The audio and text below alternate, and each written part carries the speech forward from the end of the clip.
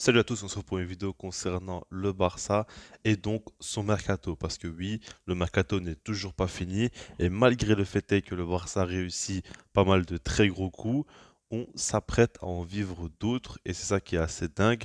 On va se baser clairement sur la déclaration de Laporta et on va voir les options qui s'ouvrent pour le Barça.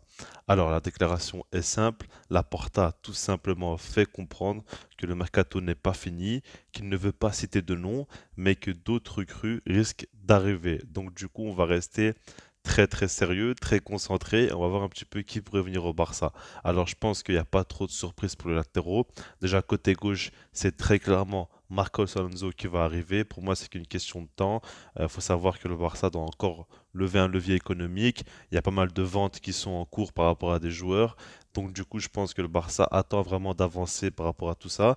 Et ensuite, ils vont recruter Marcos Alonso. C'est clair et net, il veut rejoindre le Barça. En plus de ça, côté de Chelsea, il y a Chilwell plus Cucurella qui vient d'arriver. Donc du coup, il y a de la place.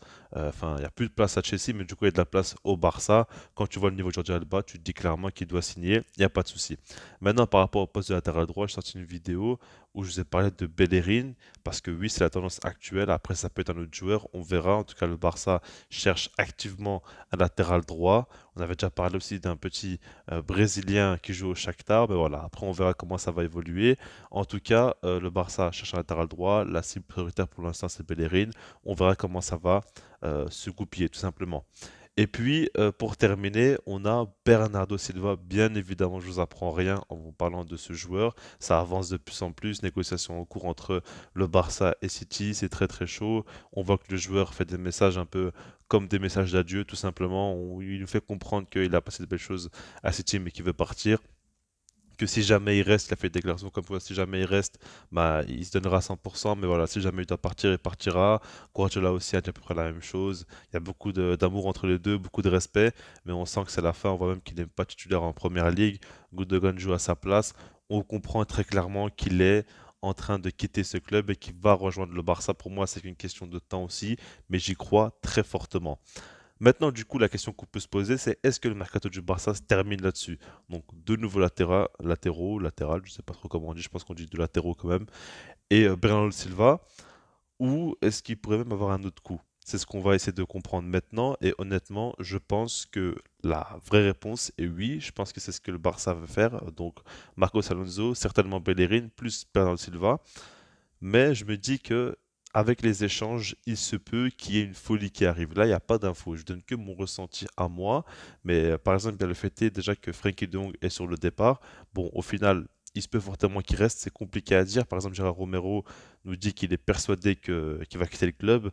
Maintenant, moi, je vous dis que c'est un peu plus compliqué de ce que je vois, de ce que je comprends. J'ai pas d'infos, mais il y a des choses qu'on voit aussi. Et on a l'impression quand même que De Jong veut rester parce que je pense très clairement que si il voulait partir, il aurait déjà pu partir, et puis surtout s'il y avait une offre intéressante, il aurait déjà pu l'accepter jusqu'à présent, mais il ne l'a pas fait.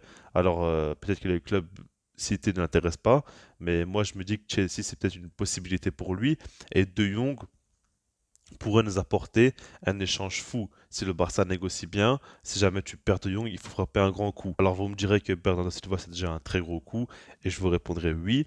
Maintenant tu remplaces limite du poste pour poste. Alors bien évidemment, en termes de profit c'est différent, mais l'utilisation de De Jong c'est vraiment au milieu de terrain en tant que relayeur, et ce sera la même chose pour Bernardo Silva. Mais du coup, je me dis peut-être qu'un échange serait possible. Moi, je pense directement à Rhys James. Après, il faut rester quand même lucide. Aujourd'hui, je n'y crois absolument pas. Mais pour moi, c'est une possibilité qui peut s'ouvrir. Des joueurs comme Depay, Aubameyang ou De Jong qui sont vraiment sur le départ à l'heure actuelle, il se peut que le Barça négocie un échange si jamais il y a un gros club qui est intéressé et que du coup, un joueur en plus vienne pour faire un dernier gros coup et essayer vraiment de renforcer l'équipe au maximum. Parce que ce qu'il faut comprendre, c'est que l'idée du club, c'est vraiment de faire un mercato où tu arrives vraiment à allier la quantité des joueurs qui arrivent, plus la qualité vraiment qui sera présente. Et il va falloir vraiment que Xavi ait tout ce qu'il y a de mieux entre ses mains pour pouvoir faire une grosse saison. C'est vraiment l'objectif. Je pense que les prochains mercatos seront vraiment pour ajuster l'équipe vraiment en faisant quelques petits coups mais bien précis. Là, vraiment, c'est de tout péter dans ce mercato. Donc du coup, c'est possible que ça arrive. Il va falloir quand même suivre de près. Moi, je vous dis, la tendance actuelle, c'est que vraiment, comme je l'ai dit, Marcos Alonso, Bellerin et Bernardo Silva signent au club. Mais d'ici là, beaucoup de choses peuvent évoluer. C'est même possible que De Jong reste aussi. On verra comment ça va se passer. Mais en tout cas, vous avez la tendance actuelle.